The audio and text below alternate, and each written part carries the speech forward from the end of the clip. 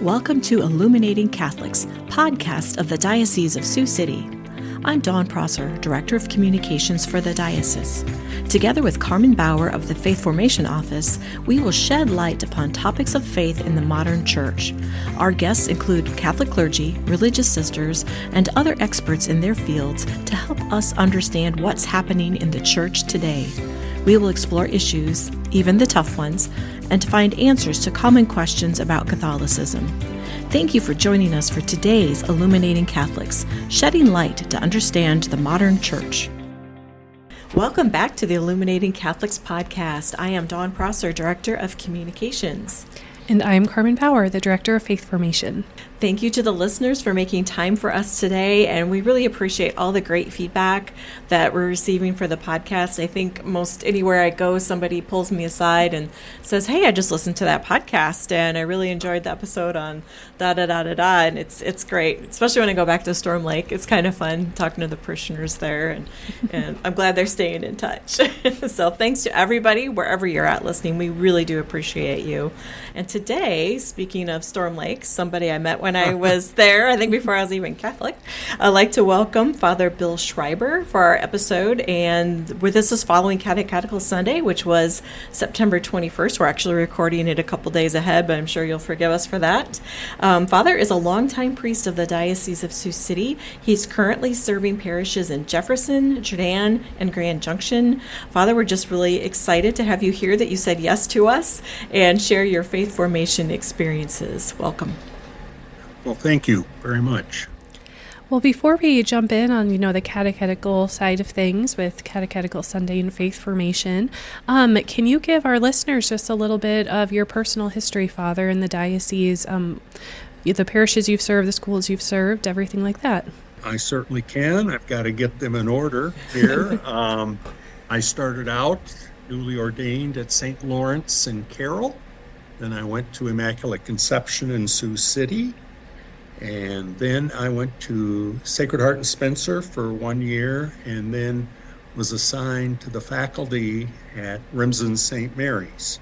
From there, as Dawn previously said, from 86 to 91, I was principal at St. Mary's in Storm Lake. And from there, I went on to be the associate principal and an academic dean of Bishop Heelan. And from there, I went to be the chief administrator of Galen Catholic in Lamar's, and then the Kemper Catholic in Carroll as chaplain, and was assigned also as pastor at St. John's in Arcadia. And then from there, went to Danbury and Anthon, and then Humboldt and Gilmore City, and then back to Sacred Heart and Spencer as pastor for 9 years, and then to Emmitsburg and Grettinger, and then right now I'm here in Greene County. Also during those years, besides teaching or administrating or whatever, I was also director of curriculum for the Catholic schools and ran their workshops for about 10 years. So I took on a dual role. Might have been easier to ask him where he hadn't been. You've been all over. that crossed my mind as well. So hopefully all your former parishioners and former students are listening today, right? Oh, I don't know. Some of them are probably saying, why do they keep talking to him? Because he has so many good things to say. And remind us, what's your hometown, Father? Fort Dodge. Fort Dodge. Are you a St. Edmond's boy? Yes. All right. Awesome. Shout out to St. Ed's. They'll appreciate that. So, as we said, the numerous parishes that you've served, you obviously had a great deal of experience, and Carmen speaks highly of your work in adult faith formation.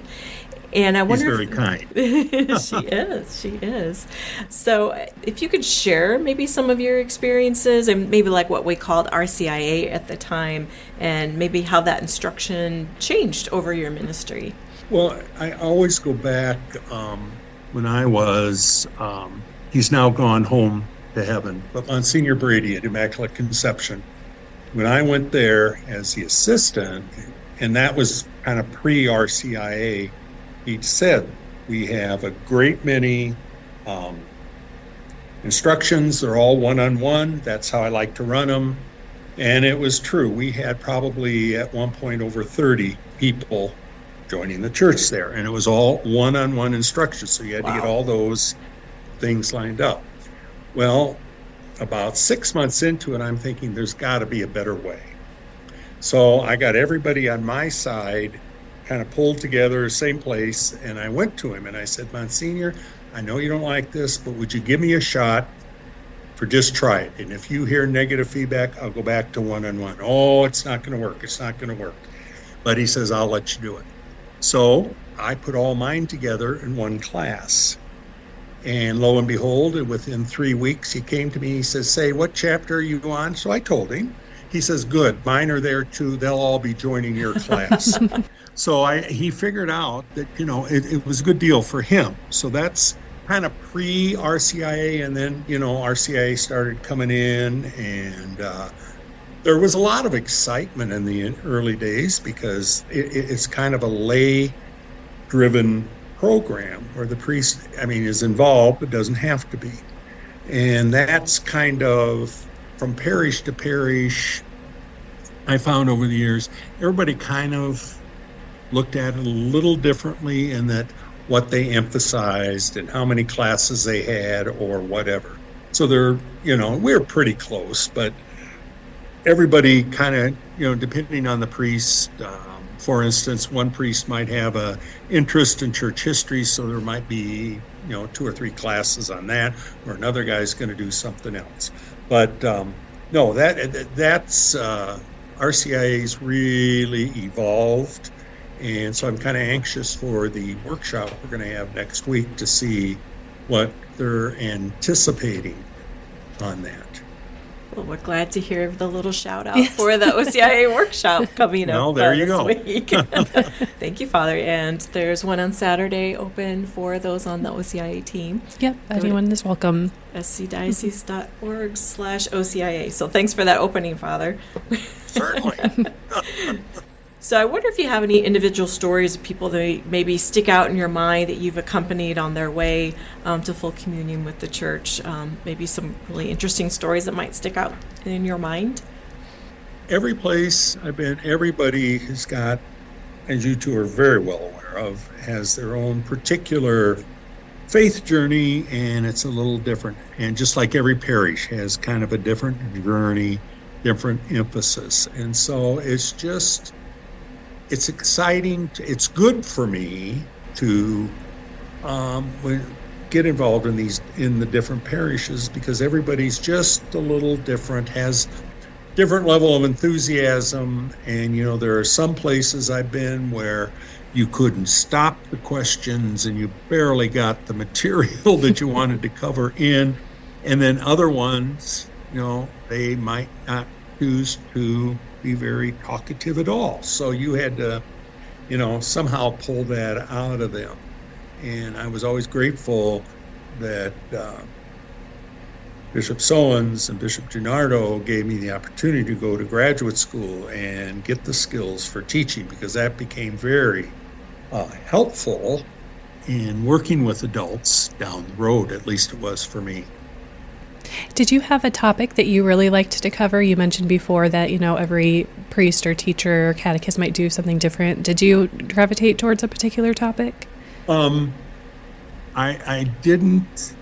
I love church history, so that's why I mentioned that. But I found that really kind of had to go by the wayside many times because, obviously 7 sacraments are extraordinarily important. They're the center, and the Eucharist, spent a great deal of time on that. So sometimes you got those kind of scheduled, or you looked at where you were at, and then you kind of filled in from there. So many times that, for me, the church history piece kind of fell to the side, and you kind of maybe had a few anecdotes that you remember in church history and reading that you could sneak in on the sacraments, whatever. But, it's primarily, I tried to stick to what I felt. And depending on the catechism you were going to use, sometimes some of them have a different way of approaching it and how they want, or what they're presenting. So you kind of had to balance all that. Certainly. So you mentioned every place had a different flavor, and I'm sure, because every parish definitely does, and I'm sure every year things like I joined the church Easter 1993, so I'm sure people have changed over the years. So what words of wisdom do you have? I know we've got the OCIA training coming up, but priests and catechists are gearing up for the new season of accompanying people. So to establish that culture of accompaniment in a parish, what words of wisdom would you have for your brother priests and our catechists? I would just hope, and I, as I said, I really am kind of excited to see what they're going to do. And with that said, we have to, I feel from where I'm coming from and my looking back over 46 and a half years, Wow. It's extraordinarily important that maybe I can't accomplish here in Greene County what exactly is according to Hoyle. I know it's important, and I know they're doing it for a reason, but, there are just certain things out here, and I say out here, kind of like on the peripheries of the diocese, that sometimes we just have to do what we have to do. And so I look at it, we'll cover what I refer to as the basics, we'll do what we can do, we'll try to enter into that, and we'll do the best we can. And I hope there's some leverage given to us to feel okay to do that. And, because I think it's important to be able to take people where they're at, and also to understand that some of our parishes just don't have the staff available. Some parishes have wonderful staffs, they all do, but some of us don't have very big ones. I've got two people here. One's the business manager, and then there's Stephanie Hall, who has been a wonderful help, and she really helps a lot. But that's the two of us. We don't have a permanent deacon here. So we have to look at what we realistically can do. And as I said, I just hope that the idea is, here's what we'd like to see done, but we realize that some of you are going to have to adapt this and to be open for us to do what we can do and without feeling guilty about it.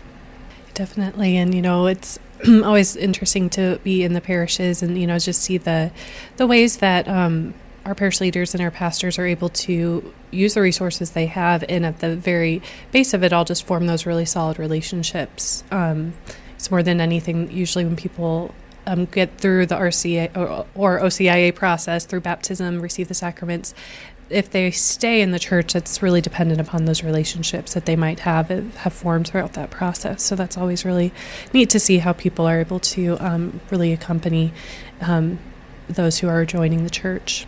As Don mentioned, the Catechetical Sunday was September 21st this year. So for our listeners, if you were at Mass, you may have seen a commissioning of the catechist or a blessing of the catechist and something like that. So this is, at the beginning of the school year, just a beautiful way of recognizing those, but also just praying for those who are leading us in our catechetical efforts in the church of passing on the faith. And this year's theme is always be ready to give an explanation for a reason for your hope, from 1 Peter.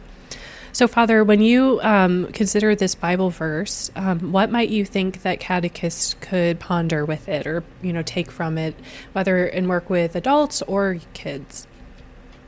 I would hope every year that they kind of take a few moments, and I know some of them are extraordinarily busy, but that they take a few moments, just step back for, as I said, just a few moments, and understand that they're offering these children, these young adults or adults, whatever it may be, the hope that we so desperately need. Just first of all, by showing up and being present and saying, this is important to me and I hope it's important to you, and let's get involved here together with this. So I think it's they offer a great deal of hope, first of all, just by their presence. And, being the positive witness that I have seen through the years. Most of them are. They're very happy to do what they're doing. They're very willing to, although that's getting harder and harder. People's time is, and I know some of my brother priests will not like what I'm about to say, but it's sometimes time is far more valuable than getting money in the collection basket. Amen. And we have to, get people to commit and be involved. And once they are, it's a wonderful experience, or at least I believe it is. Yes, definitely. And I love that invitation just for catechists themselves. Just take a few minutes, and really consider your role in a world that just desperately needs the gospel of Christ and especially hope. I was very excited that this year's theme connects to the Jubilee of Hope as well. I'm glad that they continued that theme because I think that's such a providential and timely message for the world. So I think that's great. And I have to agree with you, Father. Some of the catechists I've seen over the years are probably some of the most wonderful, faithful people that I've met in my parishes. And like you said, the time that they give to share the faith with either adults or children. So I hope everybody did honor their catechists over the weekend in some fashion, a prayer, standing up, certificates, whatever it may be. It's it's just we have our first grade teacher here in Greene County is Rosemary Hoyt. I'm going to give her a shout out. She's beginning her 42nd year of teaching first grade. Wow. That's amazing. That's a real commitment, a real witness, and I just look around, and I know there are others out there that have been at it for a number of years, but 42 years is an extraordinary commitment, and so I just give her a shout out. And she deserves it. Yes, certainly. That's really cool. She definitely deserves it. I just think it's one of the most important things that we could do as a layperson, volunteer, is help our pastors, our priests with catechesis. And with all things, it seems like once you serve as a catechist, I've heard so many people say, I think I got more than the kids did this year. It just really pushes you to maybe investigate your faith a little bit more, understand it at a little bit more deep level, but also just to have the witness of those young people in your life and their just pure joy that especially those young first graders can give. So that's always encouraging. Absolutely, they do. I think I've never not heard one of the catechists say they never received less than the kids. They always say, I received so much just by doing this. And I was kind of fearful, but boy, did things work out well. So God's hand. Yes, God's grace carries you throughout the way, for sure. There you go.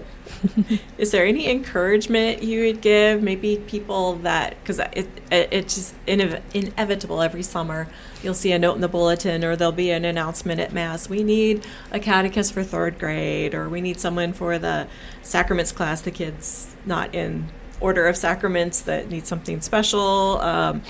So what encouragement? Middle school boys, yeah. You'll go straight to heaven if you are a catechist for middle school boys. I think that's the truth. So what encouragement would you give, not just your own parishioners, but anyone listening within or without in the Diocese of Sioux City? Just don't give up hope. Just keep at it. And also I'm one of those that says, in the end, Catholic guilt can do an awful lot. But for instance, this year we really were. Everything was coming together except one grade, and I'm not sure why, but it just happened to be this particular grade. And I was at a parish council meeting explaining, we're ready to go, blah blah blah blah blah. We really need somebody in this area. So I'm looking around. I didn't say consider it. I just looked, and sure enough, the one next to me, she teaches in the school system here. She says, I really like that aid group. I'll take care of it. And it was just out of the clear blue. And I think you got to be open to whatever meeting you might be at or who you're talking with, just kind of keep dropping the seeds around, and pretty soon kind of comes together. When you said that story, it reminded me, I don't know if I ever told you this, Carmen, but I was a catechist for 5th grade for a couple of years, and how I got roped into it. I was at St. Mary's, newly married, and Deanna McGowan, shout out, Storm Lake St. Mary, she was DRE for many years. She had do you remember the liturgist Renee Babcock? Was she there in your time, Father? No. Okay. No. Well, she's Renee Lockery now, lives up in the Twin Cities area. She came to my house with the 5th grade teacher's manual and said, hey, we really need somebody for 5th grade. You can do this. Look at this book. It just tells you how to do it. So, yeah, Catholic guilt. Persistent. Catholic guilt does work. We don't like to say that often, but it really does. When you're desperate, it works. I think that's going to be the theme for this show. Catholic guilt works. So, yes, thanks for that walk down memory lane of all your experiences. We do appreciate that. And we appreciate you spending time with us and sharing your wisdom, all your years of experience with catechesis and faith formation, and we hope you have a wonderful year with your faith formation classes. And we give thanks to all those, including Carmen. She won't give herself any credit in her leadership with our faith formation directors in the diocese and helping our schools and parishes. So we give thanks to all of you out there and to Father for his work in faith formation. And if you've been called to serve in that ministry, say yes. And thank you to all of our listeners for joining us for today's episode. And be sure to check out every Tuesday another topic of faith. We'll drop in your podcast feeds or on our website for Illuminating Catholics podcast. Thank you for listening to this episode of Illuminating Catholics, shedding light to understand the modern church. Follow us for more episodes on topics of the Catholic faith. For more diocesan news, visit lumenmedia.org.